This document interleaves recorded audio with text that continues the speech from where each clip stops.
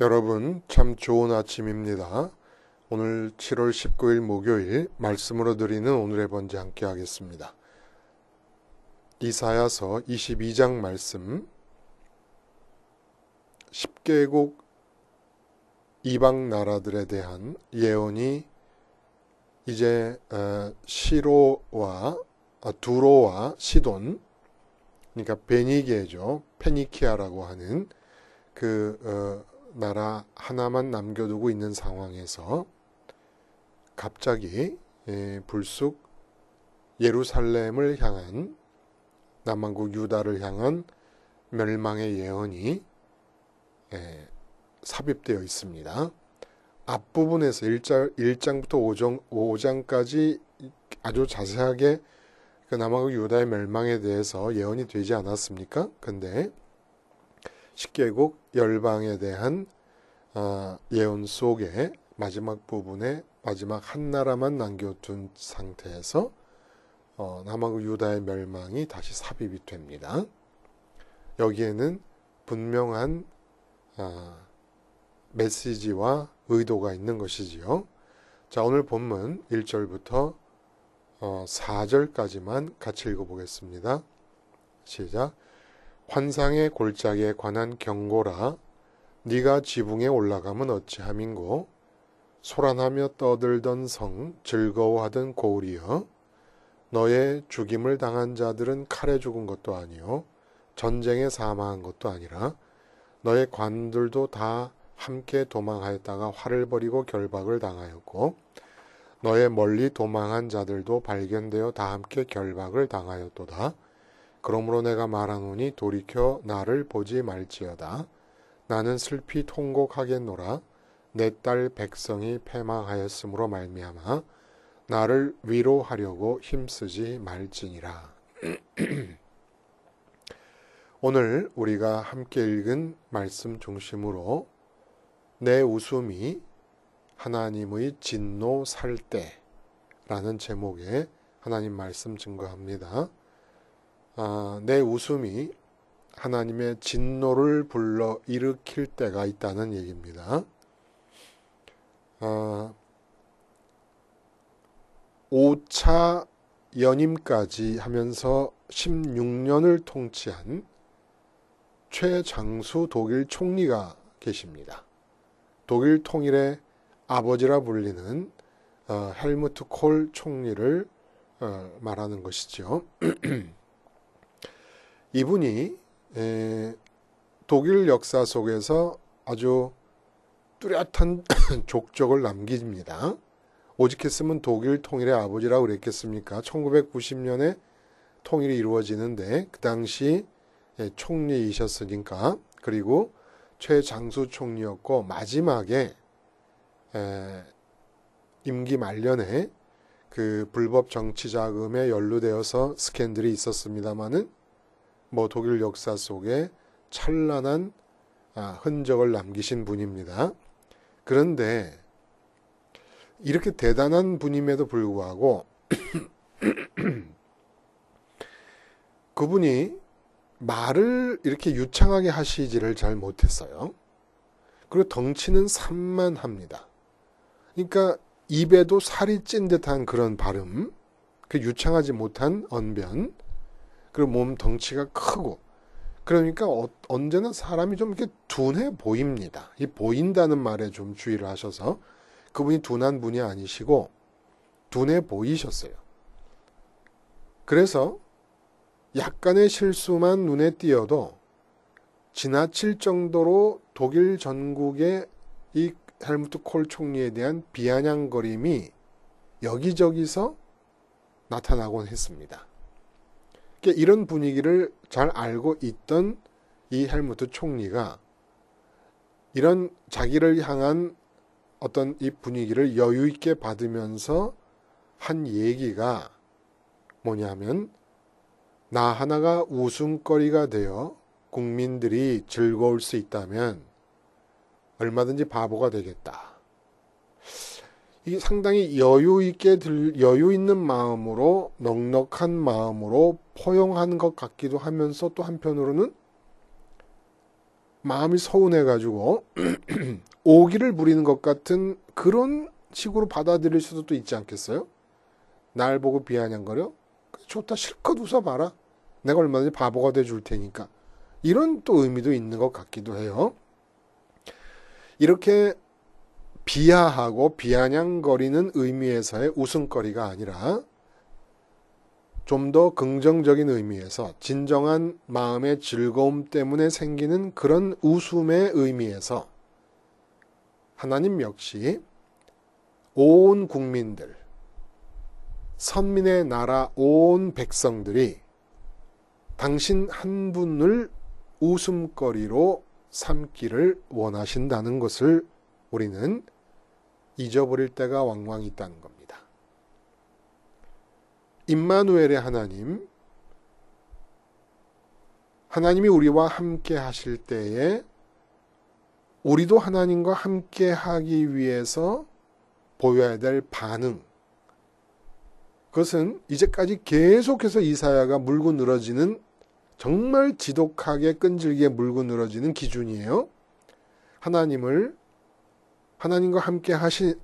우리와 함께 하시려면 그에 대해서 우리도 하나님과 함께 해야 되는데, 그때 첫 번째의 응답의 내용은 뭐냐면은 이제부터는 창조주 하나님이 우리와 함께 하시기 때문에 우리 삶에서 일어나는 그 어떤 세상의 사건과 사고와 일과 과제와 어떤 사람과 대상보다 하나님을 더 먼저 더 크게 의식해야만 한다라는 이 기준을 붙잡고 있는데, 오늘 본문에서는 거기다 더해서 하나님이 우리와 함께 하실 때 우리가 하나님과 함께 하시는 응답 속에는 반드시 하나님만이 우리의 웃음거리가 되셔야 된다. 긍정적인 의미에서, 비하하거나 비아냥거리는 의미에서의 웃음거리가 아니라 마음의 즐거움과 기쁨 때문에 웃게 되는 그런 웃음의 이유가 하나님만이 되셔야 하는 것이 임마누엘 하나님에 대한 우리의 올바른 응답이다라는 얘기입니다. 보이지 않으시는 창조주와 함께 하기가 사뭇 까다로워요. 창조주 하나님과 함께 하는 것에 물론 세상적인 조건이 붙는 게 아닙니다. 학식이 필요한 것도 아닙니다. 비용이 드는 것도 아닙니다. 무한한 노력을 요구하시는 것도 아니고 수련을 요구하시는 것도 아닙니다. 그러나 아무리 창조주 하나님과 함께 하는 것이 거저되는 일이라 할지라도 창조주께서 내게 오셔서 함께 하시기 이전에 살던 삶의 방식과 태도를 그대로 유지할 수는 없는 것 아닙니까? 창조주 하나님이 우리와 함께 하시기 위해서 결심을 하시고 우리에게 오셨을 때, 그래서 이사야가 붙잡고 있고 우리에게 제공하는, 우리도 하나님과 함께 하기 위해 필요한 것들을 이렇게 뚜렷하게 제공해주고 깨닫게 해주고 계시는 거죠. 의식과 느낌이 언제나 창조주 하나님이 우선되어야 된다. 그리고 창조주 하나님이 가장 크게 느껴져야 된다. 그런데 실상은 그렇지 못하다. 그러므로 세상을 내게 와서 함께 하시려는 하나님보다 더 크게 느끼는 나 자신을 번제단에서 끊임없이 죽여야 된다. 그리고 오늘 본문에서는 그렇게 더 먼저 더 크게 느끼고 실감하는 것뿐만이 아니라 하나님만이, 창조주가 우리와 함께 하실 때는 하나님만이 우리의 진정한 웃음거리가 되어야 된다. 나를 웃게 하는 이유가 하나님만이 되어야 된다 라는 얘기입니다. 그렇지 않을 경우에 하나님이 창조주로서 옆에 와 계심에도 불구하고 마음의 즐거움이 세상에서 일어나는 다른 것 때문에 생겨서 웃는다면 그것은 하나님의 진노를 사게 되는 일이다라는 얘기를 오늘 본문이 해주고 계십니다. 그래서 오늘 본문을 보면은 이 예언의 배경이 있어요. 예언의 배경이 701년에 두 차례에 걸쳐서 히스기야 왕이 아수르의 침공을 받습니다. 첫 번째 침공 때는 애굽에게 손을 벌려서 반아수르 동맹에 가담함으로써 어떻게 해보려고 그러다가 그냥 꼼짝없이 당해가지고 금과 은의 조공을 바치기로 약속하고 떠나보냅니다. 사네립 왕이.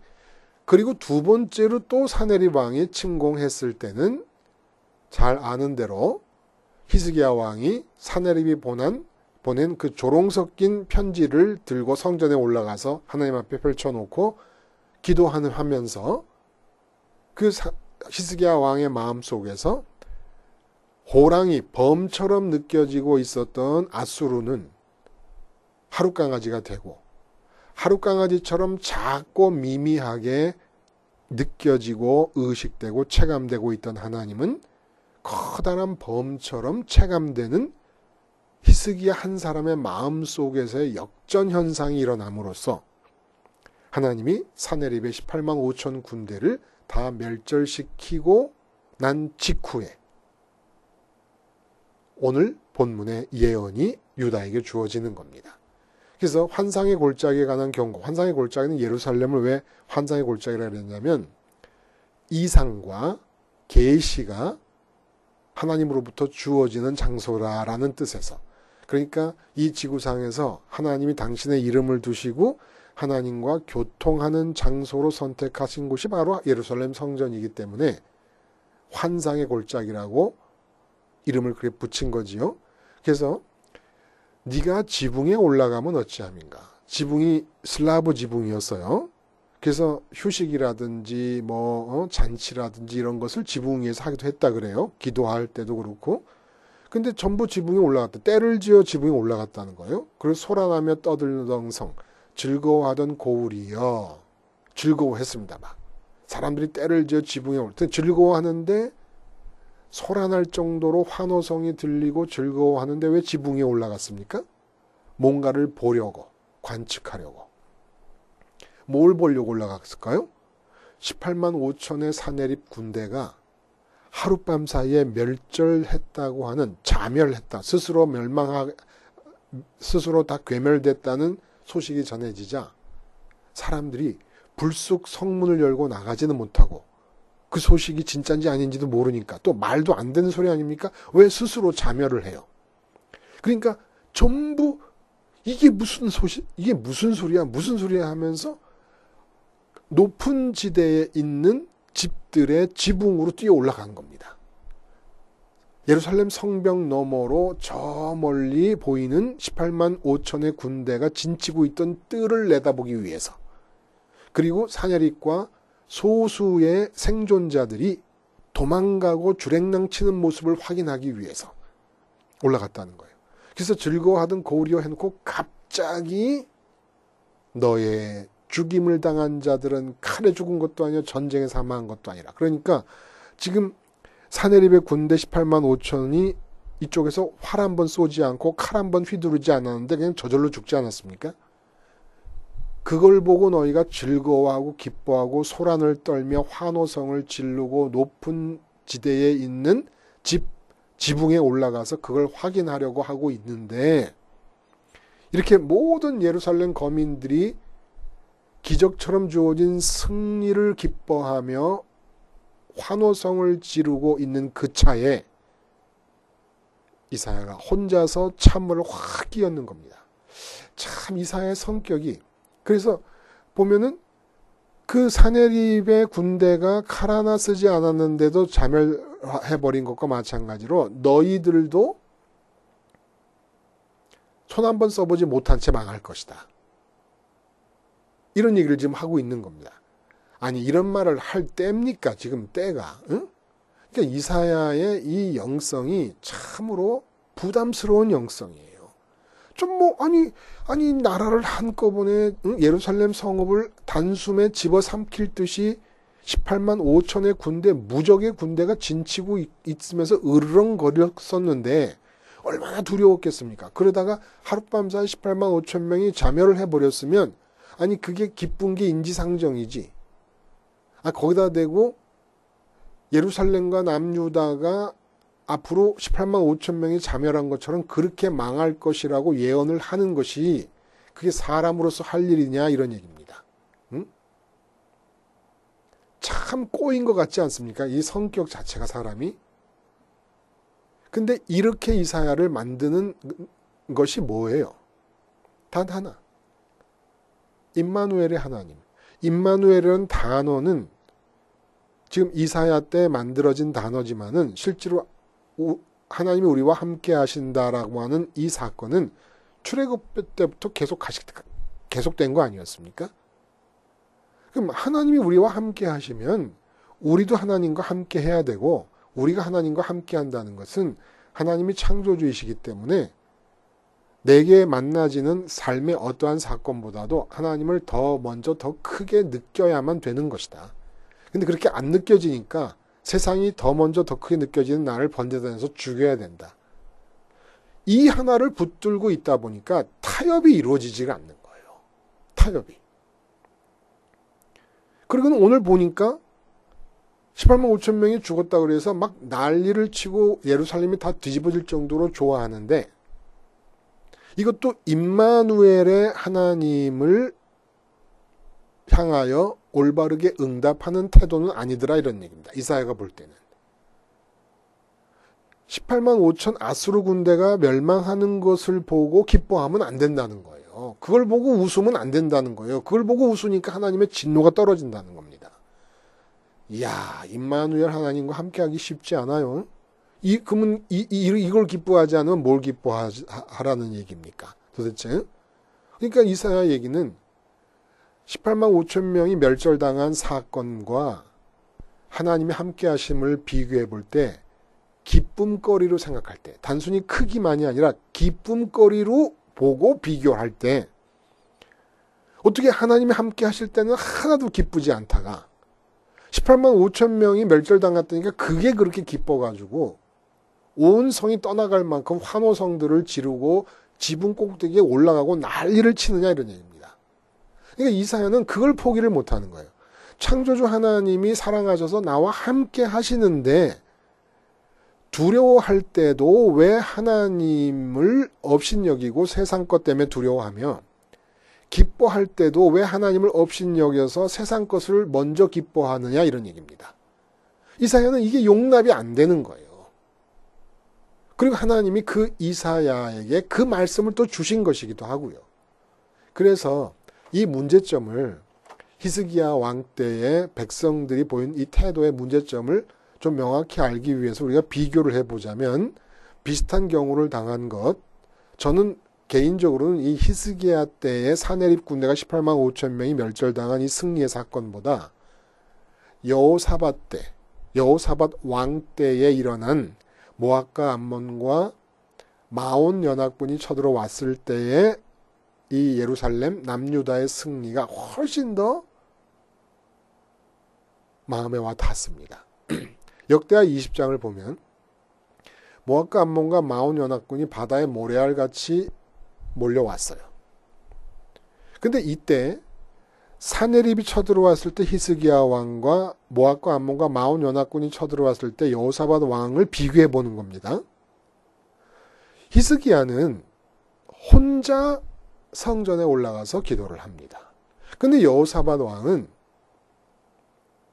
온 유다 나라 전체에 금식령을 선포하고 그 금식령을 들은 백성들이 전국 방방곡곡에서 예루살렘으로 몰려와서 히스기야 왕은 혼자 성전에 들어간 반면에 여호사밧 왕 때는 온 나라 안에서 몰려온 백성들이 어린아이서부터 어른들, 노인에 이르기까지 전부 금식하며 하나님의 성전들에 모인 겁니다. 그리고 히스기야 왕 때는 그 성전의 기도, 하룻강아지 기도예요. 제가 별명을 붙인 거지요. 범처럼 크게 보이던 아수르가 그리고 하룻강아지처럼 미미하게 그 존재가 느껴지셨던 하나님이 역전현상이 일어나서 히스기야 마음속에서 하나님이 범처럼 아수르의 사내립 군대가 하룻강아지처럼 느껴짐을 느껴짐이 이제 이루어지면서 아수르 군대가 멸절을 당했습니다. 근데 여호사밧 왕 때는 이 하룻강아지 기도가 온 백성, 왕으로부터 예루살렘으로 모여든 온 백성에게서 경험되는 겁니다.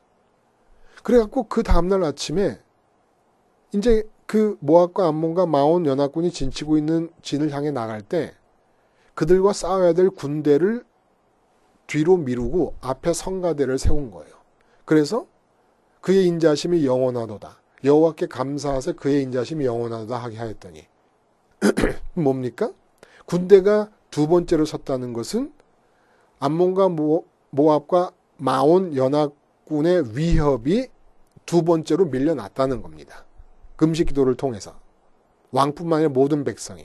그리고 첫 번째로 성가대가 섰다는 것은 하나님이 첫 번째가 됐다는 얘기고, 그리고 하나님께 감사하며 성가대가 찬양을 했다는 것은 히스기야 왕 때는 이러한 마음에서 역전 현상이 일어나지 않은 채로 여전히 사내립 군대가 범처럼 크게 느껴지고 있는 상태에서 그 군대가 없어지자 소란이 일어납니다마는 여호사밧 왕 때는 여전히 군대가 멀쩡히 있는 가운데 하나님을 먼저 느끼면서 하나님 때문에 웃는 소리를 성가대가 노래로 표현합니다.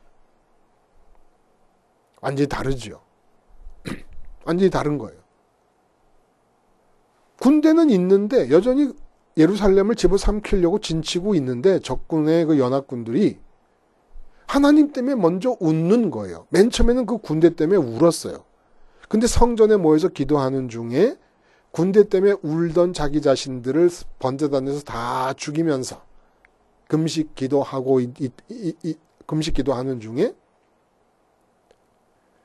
자기를 울게 하는 암몬과 모압과 마온 연합군보다 하나님이 더 크게 보임으로써, 더 먼저 보임으로써 하나님 때문에 웃게 되고 하나님 때문에 즐거워지는 심정으로 군대를 뒤로 하고 앞에 성가대가 나와서 노래를 하면서 나갈 때 이것 역시도 자멸하게 됩니다. 똑같은 자멸이지만 히스기야 왕 때는 국민들의 참여, 백성들의 참여가 전혀 없었고, 이 여호사밧 왕 때는 백성들이 참여했고, 그래서 적군이 괴멸되는 기쁜 일이 일어나지만 히스기야 왕 때는 적군이 괴멸되는 것을 기뻐했고, 여호사밧 왕 때 왕과 백성들은 하나님이 옆에 계심을 기뻐했다는 겁니다. 이사야가 이 점을 지적하는 거예요. 아수르가 쳐들어왔을 때는 아수르를 하나님보다 더 크게 느껴서 벌벌 떨고 두려워하더니, 그리고 애굽에 손을 벌리고 반아수르 동맹에 참여하면서 스스로, 거기 보면은 이제 오늘 보면 더 읽어 내려가시다 보면은 스스로 방어책을 마련하기에 부산한 모습을 묘사하고 있습니다. 스스로 그렇게 하려고 하더니 이제 아수르가 하나님에 의해서 멸절당하니까 여전히 함께 하시겠다는 하나님은 뒷전이고 아수르가 멸망당한 것을 기쁨거리로 삼고 웃고 있구나. 그래서 너희의 웃음과 환호성이 큰 그만큼 너희의 슬픔과 절망과 참담함도 큰 불행의 시간이 찾아오게 될 것이다 라는 얘기를 오늘 본문이 해주고 있는 겁니다. 문제가 닥쳐요. 그러면 선민의 기도는 그 문제가 나와 함께 하시겠다는 약속을 주신 하나님보다 작게 느껴질 때까지 기도해야 돼요. 그 문제를 크게 받아들인 채로 히스기야 때의 유다 사람들처럼, 그래서 그 문제를 끌어안고 있다가 그 문제가 우선이고 그 문제가 내게 첫 번째로 염려와 두려움을 가져다주는 대상으로 자리하고 있는 상태에서 끙끙거리다가 그 문제가 해결되면 기뻐한다. 그럼 두 가지 죄를 짓는 거예요. 그 문제가 생겼을 때 하나님보다 더 크게 더 먼저 느낀 것이 죄고, 그 문제가 해결됐을 때 또 역시 하나님보다 그 문제를 더 우선적인 웃음거리, 웃음의 이유로 채택한 것이 죄악이 된다는 얘기입니다. 그러므로 선미는 웃음을 조심해야 돼요. 내가 지금 웃게 되면은 왜 웃는가를 나를 살펴봐야 된다는 겁니다. 하나님은 울면서 살기를 원하시는 게 아니에요. 우리가 부담을 안고 살기를 원하시는 게 아닙니다. 그러나 창조주 하나님이 우리와 함께 하시겠다고 결심하셨을 때는 적어도 창조주 하나님이 함께 하시기 이전의 생활 방식과 삶의 태도를 계속 유지해 나가는 것만큼은 용납이 안 되는 것이죠. 그러므로 이제 하나님이 우리와 함께 하시면 그분이 창조주십니다. 창조주의 주권 바깥에서 일어나는 일은 내 삶에서 일어나지가 않아요. 하나도. 그러니까 그 하나님이 창조주로서 나의 아버지가 되셔서 나와 함께 하신다 그러면 나는 웃을 수밖에 없는 거예요. 웃으면서 세상에서 일어나는 삶의 문제들을 대면할 수밖에 없는 겁니다. 여호사밧 왕 때 적군을 향해서 웃으면서 나가는 거예요. 근데 그 웃는 이유가 뭐예요? 하나님 때문에 나는 웃는다. 이러면서 나가는 겁니다. 군대는 내 뒤에 서라. 군대는 내 뒤에. 적군과 싸워야 될 군대, 적군, 그 문제에 대한 방책은 두 번째라 이겁니다. 문제를 해결하기 위해서 이 세상 사람들이 채택하는 방책의 문제는 두 번째 순서로 넣어두라는 거예요. 그러니까 건강 문제, 돈 문제, 자녀 문제, 가족의 문제, 직장 문제, 승진 문제 이런 문제가 생기면 일단 그 문제는 두 번째다 이런 얘기입니다. 어떤 문제가 생기더라도 나는 일단 웃어야 되는 거예요. 왜냐하면 하나님이 함께 하시기 때문에. 근데 그분이 창조주이시기 때문에 직장도 가정도 건강도 살고 죽는 모든 일도 그분에 의해서 주관되는 일인데 그 주관자이신 하나님 나와 함께 하시기 때문에 우선은 웃고 봐야 되는 겁니다. 그러니까 기도라는 건 뭐냐? 웃음이 나올 때까지 기도해야 된다는 거예요. 하나님 때문에 웃음이 나올 때까지. 그러지 않고 세상 일을 먼저 받아들여서 걱정하다가 그 세상 일이 해결됐다고 웃으면 말씀드린 대로 두 번의 죄악을 저지르는 것입니다. 하나님의 진노를 사게 되는 일이에요. 하나님보다 더 크게 느껴서 두려워한 것도 죄악이고 하나님보다 더 크게 느껴서 하나님을 제쳐놓고 그 일이 해결됐다고 웃는 것도 죄악이라는 겁니다. 그러니까 여호사밧 왕 때의 백성들은 성가대를 앞세워서 하나님의 인자하심을 노래하고 하나님의 인자하심이 느껴지니까 즐거울 거 아니겠습니까? 하나님의 인자하심과 자비하심이 느껴지는데도 울 일이 있겠어요? 하나님의 사랑이 느껴지는데도 하나님이 사랑하신다는 건 알지만 느껴지질 않잖아요. 근데 성전에서 기도함으로써 그걸 느끼게 됐어요. 그래서 노래할 때 모압과 암몬과 마온 연합군이 다 자멸하게 되는 모습을 보면서 새삼스럽게 기쁠 것이 없는 거예요. 이미 하나님 때문에 기뻐하고 있는 거예요. 그러니까 뭐가 다르냐면 승진을 하면 승진 때문에 기뻐하지 않습니다. 선민은. 승진이 없던 시절에 하나님 때문에 기뻐하던 웃음의 연장선상에서 승진이라는 사건을 맞이하는 것이죠. 그래서 승진을 당했을 때 내가 웃는 이유를 잘 살펴봐야 돼요. 승진 때문에 웃는 거냐, 그 이전부터 나와 함께 계시던 하나님 때문에 웃는 거냐. 승진 때문에 웃는다면 승진 때문에 웃을 수밖에 없는 나를 번제단에서 죽여야 된다 이런 얘기입니다. 자식이 서울대학 들어가서 웃게 된다 그러면 그때 웃음을 잘 살펴봐야 된다는 거예요. 서울대학 때문에 웃는 것이냐 아니면은 그 이전부터 나와 함께 하시던 하나님 때문에 웃던 웃음이 연장되는 가운데 서울대학 입학이라는 사건이 벌어졌느냐. 웃지 말고 살라는 게 아니에요. 슬퍼하며 살라는 얘기가 아니에요. 웃으면서 살 때 뭐 때문에 웃을 것이냐. 하나님이 우리와 함께 하실 때는 웃음을 조심해야 돼요. 이건 마치 언젠가는 말씀을 드렸습니다만 나의 남친이 애인이 돼서 나와 사귀고 있는 중인데 꼭 그 남친이 만나는 다른 남자, 남친의 남친이 있을 거 아닙니까? 그 남자와 만나면 별나게 좋아서 웃어대는 그런 여자가 있다. 이거 용납하기 어려워요. 그 남자만 보면 웃어. 그러니까 하나님 옆에 계신데 돈만 보면 웃어. 인류대학만 보면 웃어. 승진만 보면 웃어. 이 세상적 형통만 보면 웃어. 이게 바람 피우는 거 아니면 뭡니까? 예? 꼭 손목을 붙잡아야 바람 피우는 거예요? 내 남친 놔두고 다른 남자 보고 웃는 것, 다른 남자 보고 즐거워하는 것, 이게 바로 외도라는 겁니다. 하나님의 진노를 사는 거죠. 그럼 헤어져야죠. 그렇게 그게 좋으면 헤어질 수밖에 없죠. 그래서 헤어진다는 사실을 예언받고 있는 겁니다. 오늘 본문이. 그리고 뒤에 나오는 셈나와 엘리야김에 관한 궁정 안에서 머물고 있는 요직을 담당하고 있는 사람들의 얘기가 나와요. 이들의 얘기를 든 이유가 뭐냐면 바로 그게 궁정 내에서 온 선민의 나라의 정책이 결정되어야 되는 중요한 요직에 있는 자들의 마음 상태가 어떤 상태였냐면 하나님 이외에 다른 기쁨거리들을 추구하고 있었다는 예를 보여주는 겁니다. 그러니 궁정 요직에 있는 자들이 그랬으니 국민들이야 황차 더 말할 나이가 무엇이 있겠느냐라는 얘기를 하려고 셈나라는 서기관, 이 사람은 또 궁정 대신이었다가 서기관으로 또 강등당해요. 그리고 그 궁정 대신의 자리에 엘리야김이 등장을 하는데 이들 모두가 사적인 이익을 즐거움으로 추구하는 자들이었다, 이런 얘기입니다.